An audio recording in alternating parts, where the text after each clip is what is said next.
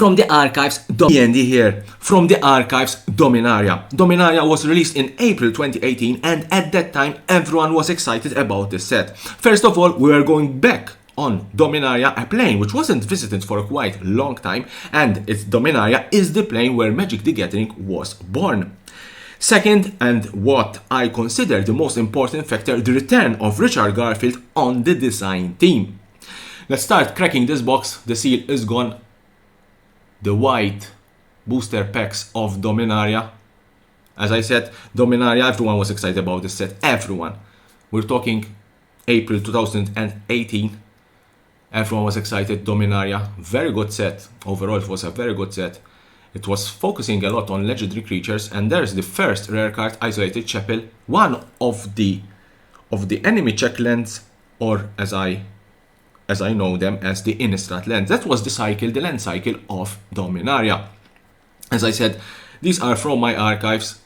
Haphazard Bombardment. I recorded this video quite time ago. Even my setup wasn't the best at that time, wasn't the best that I had. My camera wasn't as good as I have today.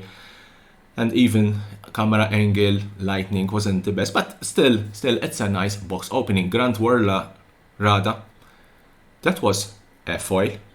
No, it wasn't a foil, I'm sorry. I was saying that you need someone like Richard Garfield on the design team to make everyone excited about the set and come up with, there's the commander, the Goblin Commander, to come up with something like the Enchantment Saga. Yes, Dominaria was the first set that Enchantment Sagas featured in Magic the Gathering. And we have to thank Richard Garfield, the Antiquity Wars. We have to thank Richard Garfield for this Enchantment Saga. Very good cards. You have 3, 4 chapters, 5 chapters, depending of the saga.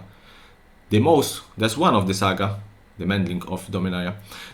I think the most famous or the most powerful one of them in Dominaria, especially in Standard, was the History of Benalia. I think that was priced around $20 to $25. Was a very, very good card. Gilded Lotus. Here there's another reprint of Gilded Lotus. I was saying that the History of Benalia was the best saga, Enchantment Saga. Everyone was playing that card in Standard. I remember everyone was playing. It was a very good card. That card with Knights was a very, very strong card. The chase cards of Dominaria. The chase cards of Dominaria, during that time, and we're talking in April 2018, the most expensive card was Karn Scion of Urza. That was the most expensive card, around $60. Yes, it's funny that nowadays that card is around $6. I believe it's between $5 and $6. But at that time, at release, we're talking about at release, this is another very good card, Mox Amber. Moxes are quite rare in Magic the Gathering. They're very powerful. They're very powerful spells. We have the 5 Moxes of Alpha, part of the Power 9. Mox Amber, obviously that particular card, it's a mythic and interacted with legendary creature that you have in play. So it was a very good card. I think it was around $15 to $20 during that time. It went down because no one was playing that particular card. Nowadays with Pioneer and Modern, and especially Commander, that card went up to around $20 to $21. I was saying the most expensive card, Dumping Sphere. Very, very important uncommon card in this set. I was saying the most expensive card was Karn Scion of Urza, about $60. And this is funny, and Teferi, Hero of Dominaria, was around $15 to $20. I think at release it was around $18. Goblin Chainwheeler, how many creatures that particular creature killed. How many creatures. Was really a nice board wipe for white. Sorry, for red. RDW played that particular deck. Shaila, Voice of the Plenty, another good commander card. I was saying that Teferi, Hero of Dominaria, today it sounds funny, but at release it was around $15 to $18. No one was believing that a 5-drop Planeswalker like Teferi, Hero of Dominaria was going to be extremely powerful. Another Haphazard Bombardment. It's funny to think about it nowadays, knowing what Teferi, Hero of Dominaria, did in Standard after the release of Dominaria. It was one of the most powerful Planeswalkers in Standard during that time. And even today, let's say, still being played. Not in Standard, obviously, but still being played. Teferi, Hero of Dominaria, $15 to $18. After the release, the card skyrocketed to $60 to $65. There's Karn.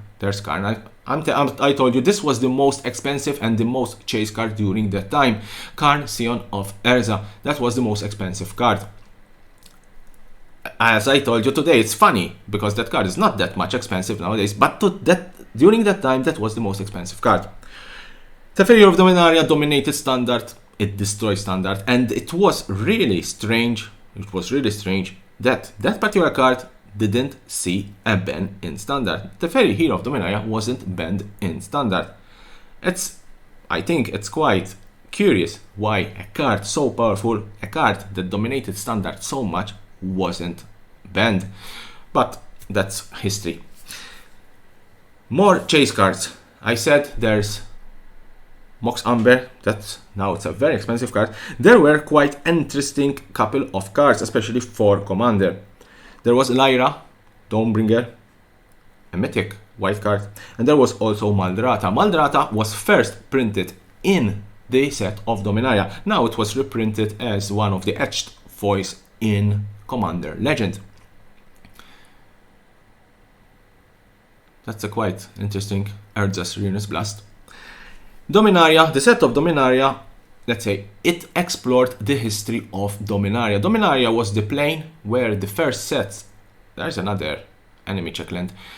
Dominaria was the plane where the first sets of Magic the Gathering, we're talking about Alpha, Beta, we're talking about Antiquities, we're talking about sets like Erza's Saga, Ice Age, those particular sets, Invasion. We're talking also about Time Spiral, Planar Chaos. Those were the last sets that featured Verisix, Bladewing, another mythic card. Those were the last sets that featured Dominaria, Time Spiral, Planar Chaos, and Future Sight. And that's why this set made everyone excited. Dominaria, as I said, it was the birthplace of Magic the Gathering, and everyone was excited. Let's continue opening this box. It's turning out quite good. We're seeing quite good cards. Three mythics. Already 3 mythics. There's the Yossu, Leash Knight, the brother of Liliana Vess. The story of Dominaria, let's say this main set, as I said, it was exploring the history of Dominaria. So you will see quite interesting cards in that particular set related to there's very good Benelish Marshall, 3 white. That was a very good card. It was played even in Standard during that time. But the main story of Dominaria continued. The story continued. I say it continued after Ixalan, but really it doesn't have anything to do with Ixalan. There's another very good card, even in Standard, Steel Leaf Champion, 3 green, and it's a 5/4 Elf Warrior. Very good card. I was saying that the Dominaria set, the story, and there's Opt. Another reprint of Opt featuring Teferi was reprinted in Ixalan and then reprinted also in Dominaria. I think nowadays it's reprinted in every Standard set. I was saying that the Dominaria has had a quite interesting story. It continued after Ixalan, but really doesn't have anything to do with Ixalan. But there's Teferi, Hero of Dominaria. There it is. Let me stop here. I will continue the story. Let me stop here. Teferi, Hero of Dominaria. I'm saying during that time it was around $15 to $18. We're talking about at pre-release. After the release, it went up to $60 to $65. That was the most expensive card in Dominaria. It went up to around $65. I think that's the maximum price of Teferi, Hero of Dominaria. The reason was obviously extremely played in Standard, extremely powerful in Standard.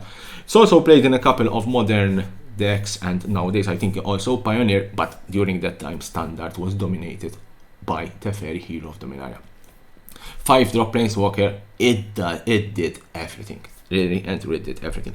I was saying the story of Dominaria continued after the Ixalan events, but really doesn't have anything to do with Ixalan events. On Dominaria, we see Liliana going back on Dominaria, the home plane of Liliana. There's Naru, Mecha, Master, Wizard. Wasn't expensive during that time. It isn't even expensive nowadays. I think it's around $1 bulk mythic. Liliana Vess went back with Gideon on Dominaria to fight her last demon, her last demon holding her contract. But on Dominaria, we see some turn in the events. First of all, Liliana managed to free her brother from the curse that she had put in the first place. She managed to free her brother from the curse of being a zombie in Final Parting. I think there's a card called Final Parting. It's an uncommon card. There's the story of this particular event where Liliana is finally killing her brother, freeing from the curse. So it's only one demon to free her from the contract. That demon is Belzenlock. They fight Belzenlock with, thanks to Gideon help, and during the fight they managed to defeat Belzenlock. And when she thought, Liliana thought that she is free from the contract, here comes Nicol Bolas. That's why I'm saying that the story continues after Ixalan, but eventually it doesn't have anything to do with Ixalan. But here comes Nicol Bolas, and he says that the contract defaults to him. So after the defeat of the demons holding the contract defaults to Nicol Bolas. So now Liliana Vess is a prisoner of Nicol Bolas. And there's a particular card in Bolas Clutches where we're seeing Nicol Bolas taking Liliana with him, which eventually we know that during the War of the Spark, Liliana was the commander of his Dread. There's Hinterland Harbor. Liliana was the commander of the Dread Horde army of Nicol Bolas, which eventually she turned against Nicol Bolas, and thanks to Gideon's sacrifice, the Gatewatch managed to defeat Nicol Bolas. Last pack of this box opening. I hope you enjoyed this video. I hope you enjoyed this box opening. Dominaria. You don't find a lot of videos of box opening of Dominaria nowadays after 2 years. Even the sealed boxes, they are getting quite expensive. There's a nice Enchantment Saga foil. That was the last rare two-headed giant. This box was an insane box. Mox Amber, Karn, Teferi. I hope you enjoyed this box opening. I hope you enjoyed my videos. As always, subscribe to my channel for more and more interesting videos about Magic the Gathering and the collectible world.